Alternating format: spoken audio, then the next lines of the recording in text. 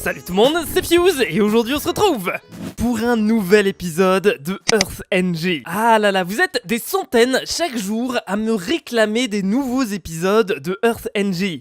C'est bon, tranquille, ça arrive les gens. Bon, depuis le dernier épisode, il s'est passé pas mal de choses dans notre pays. Notamment dans le dernier épisode, vous avez été méga nombreux à me conseiller de faire des alliances avec d'autres pays. Surtout que c'est pas comme si l'Allemagne et l'Arabie Saoudite voulaient d'ores et déjà nous déclarer la guerre. Je vous rappelle le message que j'ai reçu dans le dernier épisode. Ne vous inquiétez pas, j'ai bel et bien retenu que vous vouliez qu'on fasse une alliance avec un plus gros pays que nous, parce que sinon on va se bouffer un énorme missile dans les dents, et c'est ce que personne ne veut. Enfin, sauf l'Allemagne et l'Arabie Saoudite évidemment. Bon, d'ailleurs j'ai un autre objectif aujourd'hui, je veux avoir une monture.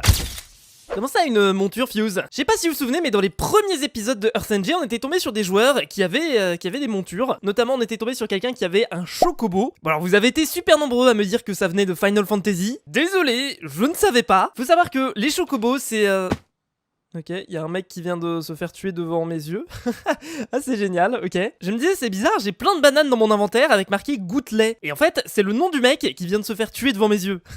Ok, en fait, après m'être renseigné, il s'avère que ce joueur est un anti-Fuse. Aïe, aïe, aïe. Fuse, n'oublie pas ton objectif d'avoir la monture dragon. Alors oui, sur le serveur, on peut avoir plusieurs types de montures. La monture de base, c'est ce truc-là, c'est un cochon avec une selle. Alors celle-là, on en avait déjà fait une, mais c'est une monture qui est complètement éclatée. Mais c'est également possible d'avoir comme monture des chauves-souris ou même des dragons. Oui, les gens, des dragons. Et depuis que j'ai appris ça dans le deuxième épisode de Earth NG, je veux un dragon! Faut savoir que depuis que je suis petit, j'ai une relation très spéciale aux montures dans les jeux vidéo. Ça, c'est Petit Fuse quand il avait 10 ans. Et Petit Fuse, il jouait à Dofus. Dans Dofus, il faut savoir qu'il y a des montures qui s'appellent des dragons d'Inde. D'ailleurs, il y a certains d'entre vous qui ont fait le rapprochement entre les chocobos et les dragons d'Inde. Sauf que j'étais complètement pourri à Dofus. Ce qui fait que je n'ai jamais eu de dragon d'Inde. Ah ouais, non, Fuse, tu devais vraiment être nul à Dofus. Ouais, je sais. Donc c'est pour ça que j'ai envie de prendre ma revanche aujourd'hui sur Earth NG. On va avoir une monture. Alors juste, on jette un petit coup d'œil. Le Dragon Bike, ça se vend à 20 000 $. Mais visiblement, on a un autre truc, le Chinese Dragon Bike. Ça va être un dragon chinois, vous savez, les dragons du Nouvel An chinois. 60 000 $. Oh purée. Bon, on va faire ça aujourd'hui, mais avant, il faut qu'on parle de quelques petits trucs. Et il faut aussi qu'on se fasse un max de thunes, parce que ça va nous coûter super cher. Bon, les gens, on a un petit problème. Je viens de me rendre compte que dans mon inventaire, j'ai une bière. Ah bah, bravo Fuse, v'là l'alcoolisme. Le seul truc, c'est que cette bière, je ne l'ai pas craftée, je ne l'ai pas achetée, je ne l'ai pas récupérée dans un coffre. En fait, j'étais AFK dans ma ville et il y a un joueur en invisible qui est venu et qui m'a droppé cette bière. Bon, dit comme ça, je pense qu'au final, tout le monde s'en fout. Le seul problème, c'est que cette bière, elle est renommée en Gaspool is watching you. Pour ceux qui ont vu la dernière saison de Earth MC, je vous rappelle que Gaspool, c'est le chef des anti-Fuse. Bon alors visiblement, Gaspool, Raptor, Goutte de lait et Petit Poney, qui sont tous des joueurs qu'on connaît déjà pour être des anti-Fuse, ils sont tous à l'intérieur de l'Empire Saoudien. Ah ouais, ça pue un petit peu Fuse. Exactement, on est d'accord, ça pue vraiment. On doit faire des alliances.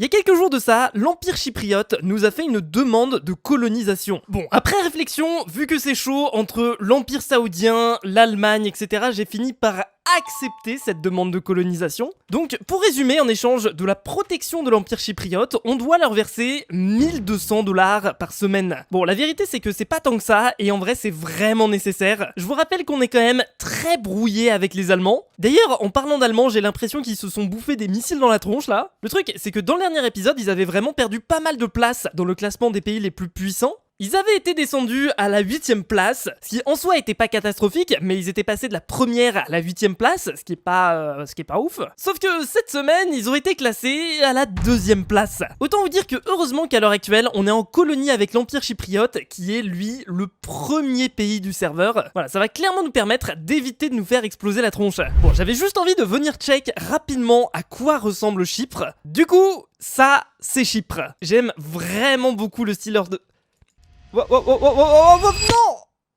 Ok, j'ai eu extrêmement de chance, j'étais à 2 doigts de mourir. Mais qu'est-ce que c'est que ces blocs piégés là? C'est abusé, c'est trop bien, faut qu'on les utilise. Ouais, j'ai un petit problème, j'adore les pièges. Ouais, donc ce que je disais c'est que franchement le style du pays est vraiment classe. Je crois que notamment c'est pour ça que en termes d'architecture, c'est le pays qui a la meilleure note. Bon, sinon pour ceux qui se demandent, nous dans le classement des pays, cette semaine, on a été classé 23e. C'est 3 places de moins que ce qu'on avait la semaine dernière, c'est pas une descente qui est catastrophique, mais il va falloir qu'on se réveille. C'est notamment pour ça qu'on a commencé la construction du Big Didier. Ouais, je vous le rappelle comme on l'a dit dans le dernier épisode, mais c'est notre Big Ben à nous. Donc la construction a plutôt bien avancé comme vous pouvez le voir. Bon, on est peut-être à 10% de la construction, mais on est toujours en phase de récolte de ressources. Déjà par exemple, cet étage, je le trouve vraiment ultra classe niveau build. En fait, il y a eu plusieurs critiques concernant cette partie-là du build. Vous avez par exemple été très nombreux à dire que le Didier ne ressemblait pas assez à une horloge. Ça, à la limite, je pense que c'est possible de modifier un peu le Didier pour qu'il ressemble plus à une horloge. Sinon, il y a un autre point qui est revenu plusieurs fois. Ce serait cool que ce soit pas juste un rectangle, mais qu'il y ait plusieurs profondeurs 3D, comme le vrai Big Ben. En gros, ce que la personne propose, c'est que plutôt que le Didier soit à la surface du Big Ben, en fait, on renfonce un peu le Didier plus profond dans le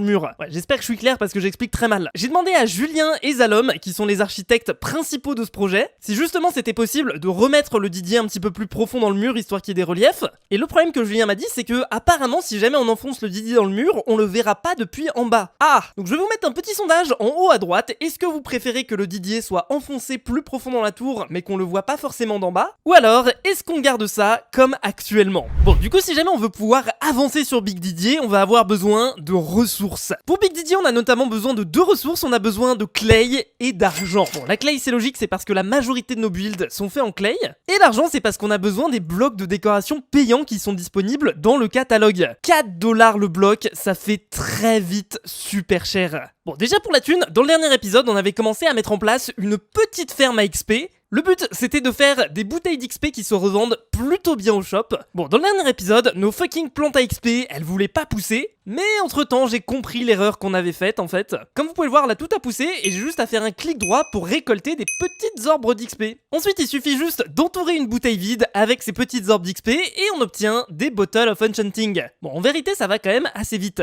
En fait, comme certaines personnes me l'avaient fait remarquer dans le dernier épisode, la raison pour laquelle ça poussait pas, c'est à cause de la luminosité. Pour que les orbes d'XP poussent, il faut impérativement avoir une luminosité à 0, ce qui n'était pas le cas. En fait, on va devoir impérativement cacher toutes ces fenêtres parce que sinon ça veut pas pousser. C'est parti pour le farm. A few moments later. Ok, ce que vous voyez dans mon inventaire, c'est la totalité des bouteilles d'XP que j'ai pu farmer. Alors, il y en a un total de 1280, ce qui correspond en fait à 1280$. Alors, au final, c'est pas mal d'efforts pour pas tant d'argent que ça. Après, en vrai, c'est pas non plus la fin du monde, j'ai pas farmé toute l'après-midi non plus, hein. Mais je pense que ça pourrait commencer à devenir beaucoup plus rentable si jamais on avait une plus grosse ferme à orbes d'XP. Pour être honnête, aujourd'hui j'ai vraiment la flemme de retourner farmer des hautes herbes dans l'eau, mais c'est dans mes plans et je pense qu'il y a moyen de faire un très bon business avec ça. Dans le dernier épisode, vous m'avez aussi donné un conseil qui me permettrait potentiellement de générer des bouteilles d'XP beaucoup plus rapidement. Sur moi, actuellement, comme vous pouvez le voir, j'ai 6 niveaux d'XP. Et bah apparemment, en théorie, je devrais pouvoir utiliser la commande /bottle qui me permet de transformer l'XP que j'ai sur moi en bouteille d'XP. Alors si jamais je fais ça, et non, j'ai pas la permission. Maintenant qu'on a un petit peu de sous, j'aimerais bien donner un petit coup de main au niveau de l'avancement du build du Big Didier. Ah non Fuse, t'es nul en déco, comment est-ce que tu vas savoir quel bloc est-ce qu'il faut placer où? Bon alors c'est relativement simple, ici on a une île sur laquelle on a le modèle du Big Didier. Ce modèle, il est sur une partie de Nation's Glory qui s'appelle NG Islands. Grosso modo, c'est un serveur free build sur lequel vous pouvez créer votre propre île et construire à peu près ce que vous voulez dessus. Il y a quelqu'un dans les commentaires qui m'a dit que c'était possible de relier notre île vers le serveur principal. Alors je me suis un petit peu renseigné. Alors apparemment il nous faut un portail. Voilà, regardez, NG Islands portail permet de créer une passerelle entre un monde Nation Glory et une île NG Islands. Ok, donc on va essayer, je vais poser le portail. Ensuite, ici, on a un code qui apparaît qu'il va falloir copier, donc je vais cliquer sur le bouton copie. Et Fuse, faut pas que tu montes le code, sinon tout le monde va pouvoir se ramener. Alors, il faut savoir que de base, sur cette île, tout le monde peut se ramener, donc c'est pas spécialement un problème si jamais je monte le code. Bon, ensuite, on est de retour sur notre serveur à nous, et on va devoir linker le portail qu'on a installé sur le NG Islands. Alors, malheureusement, il n'y a pas de craft pour faire ce portail. on va être obligé de l'acheter dans le shop pour la modique somme de 500$. Alors ça fait un petit peu mal aux fesses pour être honnête, mais au moins on a notre portail. Je l'installe juste ici, je vais... alors comment est-ce que je fais? Voilà, c'est bon, je colle le code, je clique sur confirme et normalement si je passe à travers... appuyez sur P pour vous téléporter. Bon, ça me dit que le serveur est plein, mais au moins la liaison est fonctionnelle. Ok, super nouvelle, je viens de me rendre compte que Zalom et Julien avaient mis à disposition un schématique en téléchargement qui permet de reproduire le Big Didier. Avec ça sera beaucoup plus simple de reproduire le Big Didier sans erreur. J'ai installé Schematica qui est un mode que vous connaissez bien si jamais vous suivez la chaîne. En gros, ça affiche les blocs qui sont censés être sur les schématiques et du coup ça permet de build avec un modèle.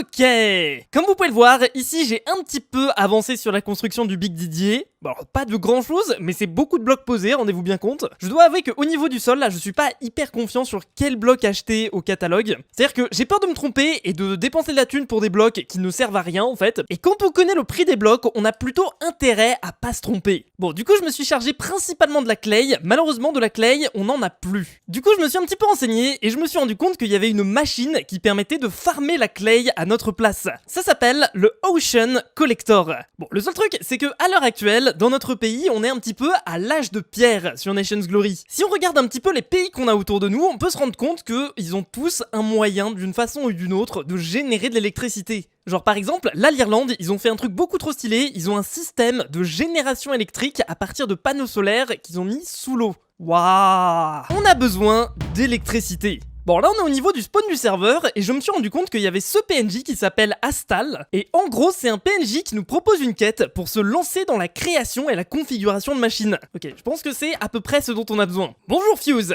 tu vois la lune ? J'aimerais beaucoup y aller. Je connais bien la théorie, mais je suis encore jeune. Tu veux m'aider? Oui, bien sûr. Pour cela, tu auras besoin d'apprendre le mode Galacticraft. Bon, c'est simple. Pour le début, il faut des minéraux. Amène-moi 10 lingots d'étain, de copper et d'aluminium STP. Ok.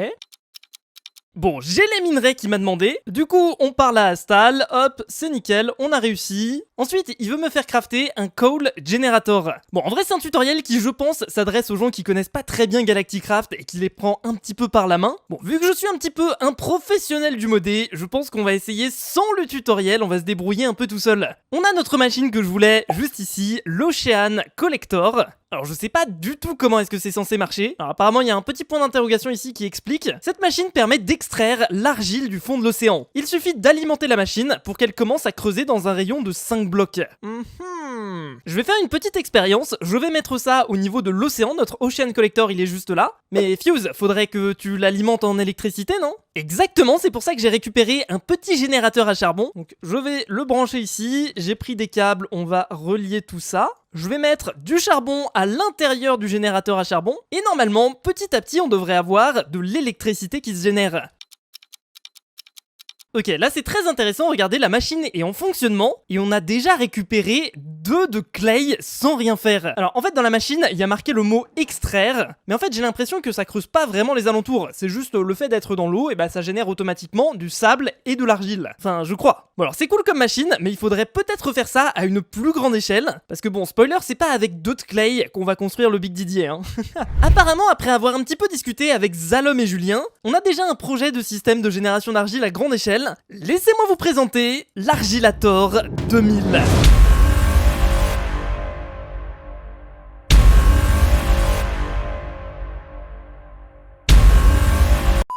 Alors c'est juste une ferme gigantesque à argile, ils ont mis ça en place avec le reste du pays, je savais pas. Plutôt que d'utiliser les vieux générateurs à charbon pourris que nous on avait, ils ont préféré utiliser des panneaux solaires qui sont, c'est vrai, quand même beaucoup plus pratiques, y a pas besoin de les alimenter en charbon toutes les 2 secondes. Alors par contre il y a un truc que je comprends juste pas, c'est pourquoi est-ce qu'ils ont fait ces espèces de petites structures avec du sable jusqu'à la couche maximale. Alors je m'en suis sûrement pas rendu compte, mais j'ai l'impression que peut-être les machines, pour générer de l'argile, elles ont besoin de sable. Bon, à la base, j'avais appelé Julien pour qu'il m'explique un petit peu comment fonctionnent les machines qu'il a setup ici. Le seul petit problème c'est que ouais, il y avait pas de son.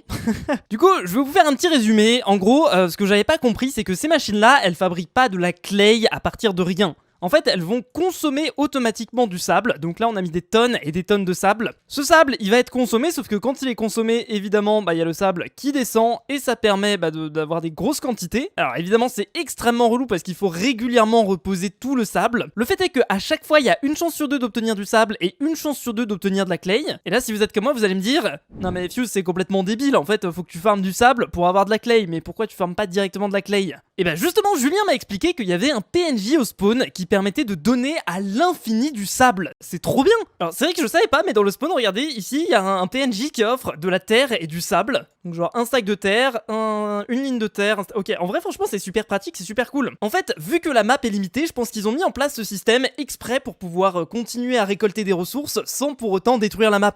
Bon, est-ce que vous voyez ce que j'ai dans mon inventaire? C'est tout simplement un Chocobo Bike. Ouais, c'est le truc dont je vous parlais en début d'épisode. Alors tout à fait par hasard, il y a un joueur qui est venu et qui m'en a donné un, c'est-à-dire que j'ai payé littéralement 0$ pour l'avoir. Alors ça coûte combien dans le market? Chocobo Bike. C'est 12 000$ unité, c'est juste énorme. Alors vous avez été très nombreux aussi quand je vous avais montré les montures à la base, de me dire qu'il fallait les enchanter avec Unbreaking 3, ce qui est le cas de mon Chocobo Bike, juste ici, pour la simple et bonne raison qu'un bike Unbreaking 3 ne se casse jamais. Alors on va faire le test, j'ai hâte de voir. Oh, il est trop bien, il est trop beau mon Chocobo. On peut en avoir en plusieurs couleurs, c'est trop bien. Alors le truc aussi assez drôle, c'est qu'à chaque fois que je monte sur mon Chocobo, j'ai une petite musique qui se lance, Final Fantasy 7, Chocobo by... Ouais d'accord, en fait ouais, c'est vraiment une grosse référence à Final Fantasy. Oh là là, quel plaisir de se balader avec le Chocobo Bike. Alors là, il y a beaucoup de gens en ligne, ce qui fait que ça lag un petit peu sur le serveur. Mais franchement, j'ai la grosse classe, non? Bon ok, c'est pratique d'avoir un Chocobo Bike, ça permet de se déplacer, mais en soi, en vrai, ça m'apporte pas grand chose de plus que me déplacer à pied. Bon, moi du coup, vous avez compris, mon objectif c'est de pouvoir voler, et pour pouvoir voler, il me faut soit un Dragon Bike à un petit peu moins de 20 000$, soit un Chinese Dragon Bike à un petit peu, pile 60 000$ en fait. Mais il y en a un qui est un chouïa moins cher, c'est le Bat Bike. En gros, c'est la monture chauve-souris, et ça c'est déjà un petit peu plus dans mon budget à 7 000$. Bon écoutez, je m'apprête à acheter un petit Bat Bike des familles. Ok, j'en ai un juste là, alors je vais peut-être juste l'enchanter avec du Unbreaking, ce serait mieux je pense, comme ça on évitera de le casser. Hop là, comme ça c'est fait. Et maintenant j'aimerais bien juste tester ça, donc je vais poser mon truc. Ah, c'est une chauve-souris qui est plus grosse que les autres, hein. Je fais un clic droit dessus. Ok, je peux voler avec. Ok, c'est comme une monture. Oh, mais c'est trop bien! Alors, certes, ça aurait été peut-être un petit peu plus badass avec un dragon. J'oublie pas. Voilà, vous inquiétez pas, on se fera le dragon. Mais là, c'est juste que pour l'instant, on a des achats plus importants à faire qu'une monture. Alors certes, je pourrais utiliser la banque du pays, on a plus de 300 000$ en banque, donc on a largement de quoi s'acheter des montures et des trucs, des machins. Mais comme le dit Zalom, pour le moment on essaye d'avoir une banque assez pleine. Il me semble qu'on a la 5e banque du serveur, ça fait du bien au niveau des notations. En fait, la quantité d'argent qu'on a en banque, ça rentre dans le classement des pays du serveur. Donc plus on va avoir une banque remplie, mieux ce sera pour nous. En vrai, ce que je me dis, c'est que ok, c'est pratique d'avoir une monture chauve-souris, c'est sympa, mais je vais essayer de la remettre en vente un petit peu plus cher que ce que je l'ai payé. Regardez, je l'ai payé 7 000$, mais la prochaine, elle est à 9 000$, donc il y a moyen de se faire 2 000$ de profit hyper facilement, surtout que là j'ai enchanté avec un Unbreaking 3. Après, si je regarde les statistiques, je peux voir qu'il y a très peu de personnes qui l'achètent, mais on va quand même essayer. Non, allez, c'est quoi, 8 900$, comme ça on est juste un chouïa moins cher que notre concurrent. Hop, on vend ça. Et de toute façon, je vous rappelle qu'à la base, notre objectif c'est d'avoir la monture dragon, pas la monture chauve-souris. Alors si jamais on a besoin d'économiser notre thune, c'est notamment pour acheter des missiles. Dans le dernier épisode, on avait acheté un missile de tier 1 et ensuite on l'avait testé sur notre île Nation Glory. Je me suis dit qu'aujourd'hui on allait tester un missile de tier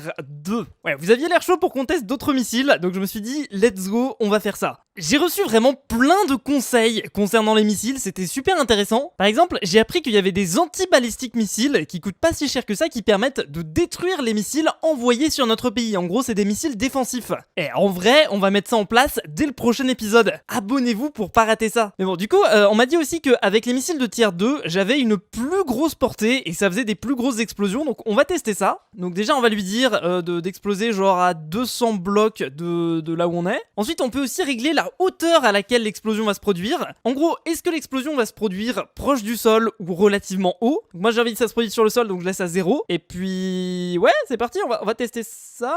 Si je clique sur lancer, ça marche pas. Ouais, en fait, non, il y a pas une si grosse portée que ça. Là normalement ça marche. Voilà, le missile part. Alors malheureusement, du coup, il y a quand même une limite qui est assez proche en termes de distance de missile.